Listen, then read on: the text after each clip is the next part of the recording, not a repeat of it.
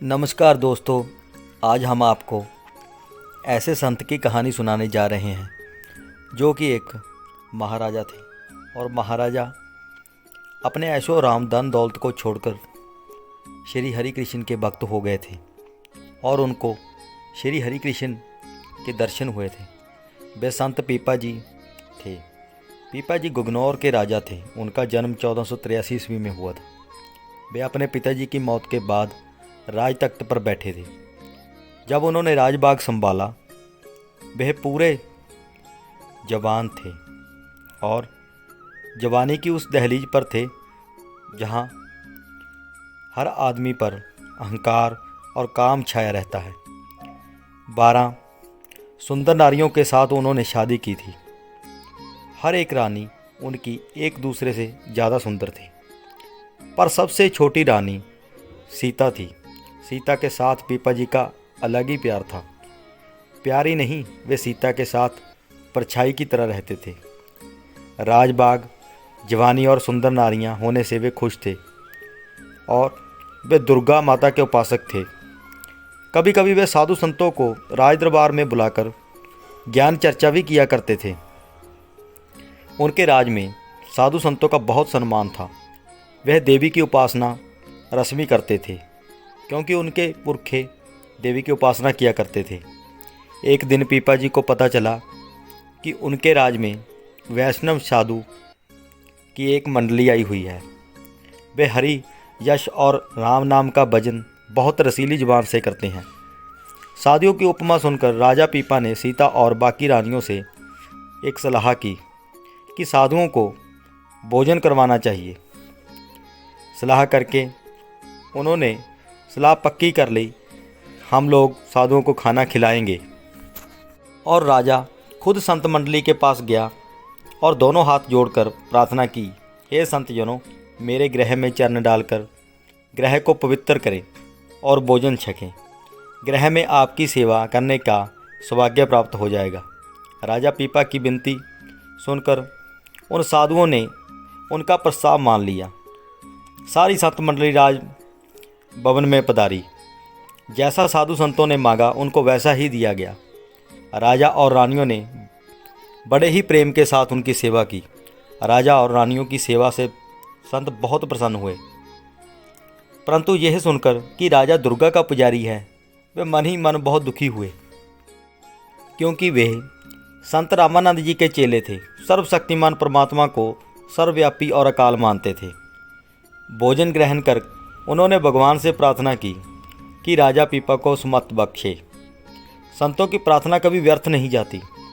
हरि ने उनकी प्रार्थना सुन ली और राजा को सच्ची भक्ति में डालने के लिए एक खेल रचा। रात को राजा पीपा बड़ी शान से और निश्चिंत होकर मखमली पलंग पर सोया हुआ था। उसकी प्यारी सीता उसके पास थी। सीता के साथ लाड प्यार करते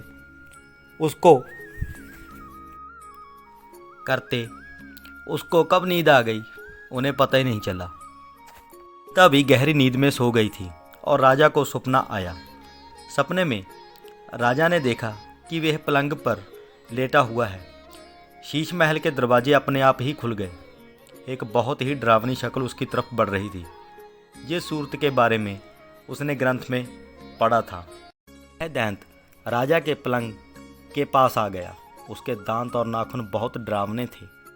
जान बचाने के लिए राजा ने पलंग से उठकर भागना चाहा, पर भाग ना सका। दैंत बहुत नज़दीक आ गया और उसने राजा को कहा, कल से दुर्गा की पूजा मत करना। अगर उसकी पूजा करेगा तो वह उसे मार देगा। बस दुर्गा पूजा मत करना। यह बोलकर दैंत पीछे की ओर मुड़ गया और दरवाजे के पास जाकर गायब हो गया। राजा पीपा बहुत डर गया।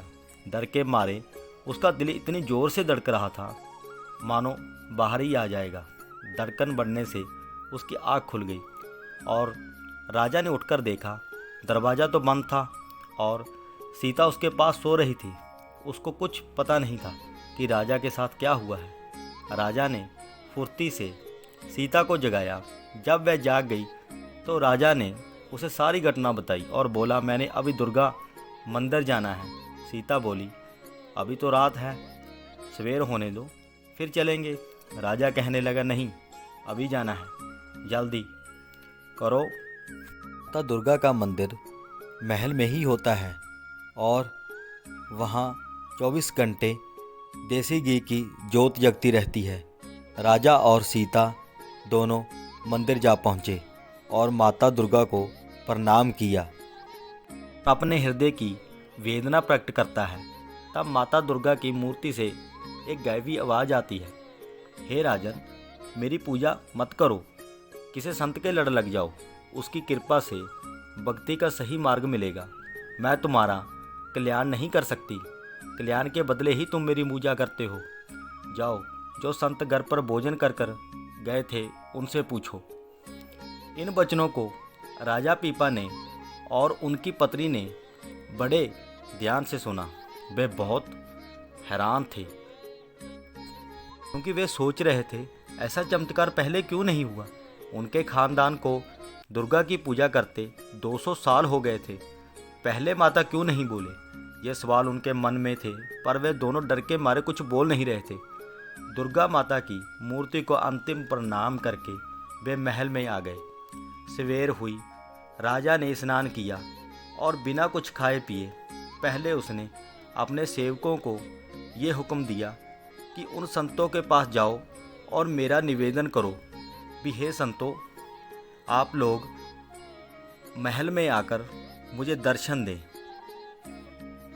कुछ खाए पिए उसने अपने सेवकों को संतों की तरफ भेजा और निम्रता के साथ बेनती भेजी कि हे संतों, महल में आकर दर्शन दें। सेवक ने संतों को बताया कि आज राजा बहुत उदास है, कृपया उनसे जाकर मिलें। दिल की जानने वाले संत सब जानी जान थे, भगवान ने कृपा की है ये समझ गए थे और महल की तरफ चल पड़े।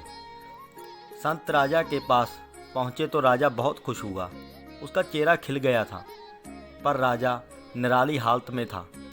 आज बार बार पुजारी के बुलाने पर भी दुर्गा मंदिर नहीं गया था और खुद पुजारी लेने आए तो राजा ने जाने से साफ इनकार कर दिया था। पीपा जी बैरागी से हो गए थे, उनकी आंखों में एक निराली चमक थी।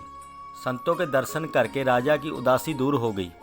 राजा ने दोनों हाथ जोड़कर संतों से प्रार्थना की कि हे हरि भक्तों, मेरा दुख दूर करो, आप ही दुख लगा कर गए हो और आप ही इसका निवारण करो।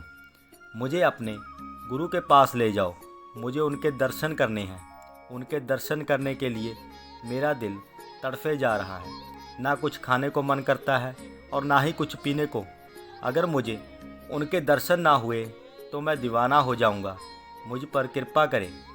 संतों ने उसे धीरज दी और कहा, राजन, जल्दी मत करो, प्रभु तुम्हारे हृदय को शांत करेगा और तुम्हारे जरिए और पापियों और दुखियों का उद्धार होगा। घबराओ मत, तुम्हें स्वामी जी के दर्शन अवश्य हो जाएंगे। राजा पीपा बोले, महाराज देर मत करिए, मेरी तड़पना बढ़ती जा रही है। संत, ठीक है, ऐसा करो, आप काशी चले जाओ, काशी में स्वामी रामानंद जी का आश्रम पूछ लेना। पीपा राजा बोला, आप नहीं जाओगे मेरे साथ? एक संत ने उत्तर दिया, अभी आज्ञा नहीं है, जिसने दर्शन करने हैं वही अकेला जाएगा। संत की जुबान से ये वचन सुनकर उसी समय राजा ने ये हुक्म दिया कि काशी जाने की तैयारी की जाए। तभी तीर्थ पर जाने के लिए जिस भी साधनों की ज़रूरत थी वह तुरंत इकट्ठे किए गए और काशी के लिए तैयारी पूरी की गई और राजा पीपा काशी जा पहुँचे। गंगा स्नान करके स्वामी रामानंद के आश्रम की तरफ गए। रामानंद तो अंतर्यामी थे, सब जानते थे कि राजा उसी के पास आ रहा है और मन ही मन मुस्कुरा रहे थे कि क्या विचित्र लीला है प्रभु की। रामानंद ने राजा पीपा की परीक्षा लेनी चाहिए कि वह सच में भक्ति मार्ग पर पैर रखने योग्य हो गया है या नहीं।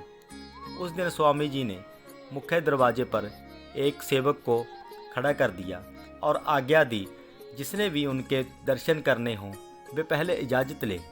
पीपा जी मुख्य दरवाजे पर आ पहुँचे और सेवक ने अंदर जाने से रोक दिया और वैसे ही बोला जो स्वामी ने बोलने को कहा था। राजा ने सेवक से कहा, भक्त जी स्वामी जी के दर्शन करने हैं, उन्हें कहो गगनौर का राजा मिलने आया है। सेवक ने स्वामी जी को बताया कि गगनौर के राजा आया है, उसके साथ रानियां, सेवक और हाथी घोड़े और रथ है। स्वामी जी ने सहज स्वभाव से कहा, राजा के साथ हमारा क्या काम, हमारा क्या वास्ता है उससे, हम गरीब हैं। जाओ और बोलो राजाओं के साथ हमारा मेल नहीं हो सकता, हमने काशी जगीर लेनी है। सेवक ने वापस जाकर जो कुछ स्वामी ने कहा था हूबहू वैसे ही राजा को कहा, परंतु राजा तो दर्शनों के लिए बेहाल होता जा रहा था। उन्होंने सेवक की बात सुनकर ये हुक्म दिया कि सारा कीमती सामान फेंक दिया जाए, धन गरीबों में बांट दिया जाए, यहाँ तक कि सीता के गहने भी उतरवा दिए। दास दासियाँ बहुत हैरान थे कि राजा ये क्या हुक्म दे रहा है, और राजा की तरफ देख रहे थे। राजा ने गर्ज कर बोला, मेरा मुंह क्या देख रहे हो, जाओ जो कहा है वो करो। यही कहकर राजा ने सबसे पहले अपने आभूषण उतार कर गरीबों में दे दिए। फिर क्या था, दास दासियों ने कुछ धन अपने कब्जे में कर लिया और कुछ गरीबों में बांट दिया, यहाँ तक कि रथ और घोड़े, हाथी व ब्राह्मणों को दे दिए। अब राजा वहाँ पूरा कंगाल हो चुका था, और राजा ने और हुक्म किया कि सभी रानियाँ और सेवक महल वापस चले जाएं। सीता के बिना सभी वापस चले गए। अब केवल पीपा और सीता रह गए थे, और अब राजा पीपा ने सेवक से प्रार्थना की कि स्वामी जी को बोलें पीपा आया है दर्शनों के लिए। हुक्म का बांधा सेवक फिर स्वामी जी के पास गया और पीपे की प्रार्थना सुनाई। स्वामी हंसकर बोले, अगर पीपा को इतनी जल्दी है भक्ति मार्ग में आने की तो उसे कहो कुएं में छलांग लगा दे। सेवक ने वैसे ही स्वामी जी के वाक पीपा को बताए। उस समय वह राजा पीपा नहीं था, अब उसको अपनी जान की परवाह नहीं थी। वह तो स्वामी रामानंद जी को खुश करना चाहते थे। जब स्वामी जी की ये बात सुनी तो वह कहने लगा, अगर स्वामी जी की यही आज्ञा है कि मैं मर जाऊं तो मैं पीछे क्यों हटूं। उसी समय कुएं में छलांग लगाने के लिए भागा। उसके पीछे ही रानी सीता दौड़ी। सब कुछ जानने वाले स्वामी जी ने जब यह अनुभव प्रकाश में देख लिया कि पीपा कुएं में मरने जा रहा है और सीता उनके पीछे जाकर वे भी मर जाएगी, उन्होंने अपने सेवकों को उनके पीछे भगाया और उसे पकड़ने के लिए कहा। अगर पीपा कुएं में गिर गया तो उसकी पत्नी सीता भी कुएं में गिरकर मर जाएगी, उसका पाप लगेगा। स्वामी जी ने अपनी योग शक्तियों से भागते पीपे की टांगों को खींच लिया और पीपे को सेवकों ने पकड़ लिया। पीपे ने सेवकों से कहा वे उसे छोड़ दें, मुझे स्वामी जी की आज्ञा का पालन करने दें, परंतु सेवकों ने ना छोड़ा और उसे आत्मघात करने के लिए रोका और खींचकर स्वामी रामानंद जी के पास ले गए। रामानंद जी बहुत प्रसन्न हुए। उन्होंने राजा पीपा को परख लिया था। पीपा ने स्वामी रामानंद जी के पैर पकड़ लिए। उसने तब तक पैर नहीं छोड़े जब तक स्वामी जी ने उसे खुद ना उठाया हो। और स्वामी जी ने कहा, उठ बच्चा, तेरा कल्याण हो। बस फिर क्या था, पीपा जी निहाल हो गया। वे जो चाहता था वह उसने पा लिया। अब स्वामी जी से भक्ति की दात लेकर पीपा जी अपने शहर गगनौर आ गए। विदाई के समय स्वामी रामानंद जी ने ये वचन किए, हे रामजन, अपने शहर में जाकर संतों की सेवा कर और राम नाम का जाप करो। तुम्हारे राज में अगर साधु संतों को सुख मिला तो वह खुद वहाँ आएंगे। तुम्हें काशी आने की ज़रूरत नहीं, तुम्हारी सभी मुरादें घर बैठे ही पूरी हो जाएंगी। सो पीपा जी ने अपने शहर जाकर साधु संतों की सेवा करनी शुरू कर दी। उन्होंने साधु संतों की सेवा इतने प्रेम से की जिसका बोलबाला सभी जगह होने लगा। परंतु पीपा मन ही मन अकेले बैठकर स्वामी जी को बहुत याद करता और मन ही मन ये प्रार्थना करता कि वह उनसे मिलने जरूर आ जाएं। अपने भक्त की इच्छा पूरी करने के लिए स्वामी जी गगनौर की तरफ चल पड़े। उनके साथ में कबीर जी, रविदास जी और बाकी चेले थे। जब पीपा जी को पता चला कि उनके गुरु उनके शहर से थोड़ा ही दूर है तो राजा पीपा उन्हें लेने पालकी लेकर गए। पहले पीपा जी ने अपने गुरु जी के पैर पकड़े, नमस्कार किया। उसके बाद बाकी संतों को प्रणाम किया। और फिर रामानंद जी से प्रार्थना की वह पालकी में बैठकर उसके महल चलें और अपने चरण डालकर पवित्र करें। उसकी प्रार्थना को रामानंद जी ने स्वीकार किया और पालकी में बैठकर राजभवन गए। पीपा जी ने अपने गुरु और बाकी संतों की बहुत सेवा की, उनको वस्त्र दिए, बहुत सारा धन भेंट किया। रामानंद जी उसकी सेवा से प्रसन्न हुए और आशीर्वाद देकर उसे निहाल किया। अब रामानंद जी वहाँ से जाने लगे तो पीपा जी ने प्रार्थना की, हे प्रभु, मुझे भी अपने साथ ले चलो, मैं राजबाग को त्याग के संन्यास लेना चाहता हूँ। रामानंद जी ने उसे मना नहीं किया। पीपा जी ने कीमती वस्त्र उतार कर फेंके और कंबल फाड़ कर कफन बना लिया और उसे कफनी को गले में डाल लिया। राजा से फकीर बन गया। राजे की प्रजा, उनकी रानियां और उनके दास दासियां उनको बहुत प्यार करते थे। जब उन्होंने ये बात सुनी तो वे बहुत रोने लगे। हे प्यारे राजन, हमें छोड़कर ना जाओ, आप राजबाग में रहकर राम नाम जपो, मत जाओ राजन, वह उन्हें कहने लगे। क्योंकि पीपा जी संन्यास लेने का प्रण कर चुके थे, उन्होंने प्रजा को धीरज देते हुए कहा, गम न करो, ये मेरे वश में नहीं है, यही प्रभु की मर्जी है, सुखी रहो तुम सब लोग।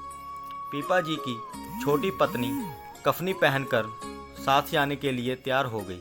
पीपा जी ने उन्हें रोका, वे सुख से राजमहल में रहे, परंतु सीता ने कहा, वे भी राम की सीता जैसे आपके साथ ही जाएगी, जहाँ जाओगे वही जाऊंगी, जो खाओगे वही खाऊंगी। वैष्णव सन्यासी में स्त्री को पास में नहीं रखा जाता, परंतु ब्रह्मचारी स्वामी रामानंद जी ने सीता का त्याग पति भक्ति देखकर और हरि की भक्ति देख साधु समाज में रहने की आज्ञा दे दी। सो दोनों पूर्ण बैरागी और त्यागी हो गए, अपने शहर से निकल गए और रामानंद जी के संत मंडली जहाँ जहाँ जाती वहीं वहीं साथ पीपा जी और सीता भी जाती। तीर्थ की यात्रा करता हुआ साधु समाज द्वारका नगरी पहुँच गए। कुछ दिन यात्रा करके रामानंद जी तो कांसी चले आए, परंतु पीपा जी और सहचरनी सीता द्वारका ही रहे। द्वारका में रहते रहते पीपा जी ने सुना कि श्री कृष्ण और रुक्मिणी जी यहाँ रहते हैं। वो द्वारका पानी के अंदर हैं, परंतु वह कहानी प्रलोभ की थी। एक दिन दरिया के किनारे बैठे एक ब्राह्मण से पीपा जी ने पूछा, जहाँ श्री कृष्ण रहते हैं वो द्वारका कहाँ है? उस ब्राह्मण को लगा ये पूछने वाला कोई पागल है, क्योंकि वह द्वारका में ही तो खड़ा था। मजाक में वह ब्राह्मण बोला, वह द्वारका पानी में है। पीपा जी ने उसका विश्वास किया कि वह सच बोल रहा है। उसने तुरंत पानी में छलांग लगा दी और पीछे ही सीता भी कूद पड़ी। वहाँ पर खड़े लोग बहुत हैरान हुए और उस ब्राह्मण को फिटकारने लगे कि तुमने ये क्या नर्थ किया, परंतु अब पछतावे के अलावा उस बेचारे के पास कुछ नहीं था। उसको नहीं पता था कि वह ऐसा आदमी है जो हर वचन को सच मान लेता है। दूसरी तरफ अपने भक्तों का रखवाला भगवान है। जब कृष्ण भगवान ने देखा कि उनके भक्त और भक्तनी उनके दर्शन के लिए आ रहे हैं, उन्होंने 2 देवते भेजे कि उनको हमारे पास ले आओ। देवताओं ने दोनों के सिर धरती से लगने नहीं दिए और पहले ही उनको पकड़ लिया और श्री कृष्ण भगवान के पास ले आए। पीपा जी और सीता ने भगवान के दर्शन किए और निहाल हो गए। पीपा जी ने विनती की, हे प्रभु, मुझे अपने चरणों में निवास दे दो, मुझे अब चरणों में ही रहने दो। भगवान ने पीपा को उठाया और अपने एक निशानी, एक अंगूठी पीपा जी को दी और सीता को रुक्मिणी जी ने एक साड़ी दी और दोनों ने भगवान का आशीर्वाद लिया और वापस आने लगे। वह भगवान से अलग होकर इस तरह तड़प रहे थे जैसे बिन पानी के मछली। सूखे कपड़ों के साथ जब वे पानी से निकले तो लोग उन्हें देखकर बहुत हैरान हुए। कई लोगों ने पूछा कि भक्त जी, आप लोग तो डूब गए थे। पीपा जी बोले, नहीं भाई, डूबे नहीं थे, हम तो प्रभु के दर्शन के लिए गए थे और दर्शन कर कर आए हैं। जब लोगों को इस पूरी घटना का पता चला तो पीपा जी की महिमा दूर दूर तक फैल गई। दोस्तों, ये थे संत पीपा जी, जिसकी सच्ची भक्ति ने भगवान हरि कृष्ण को पा लिया था।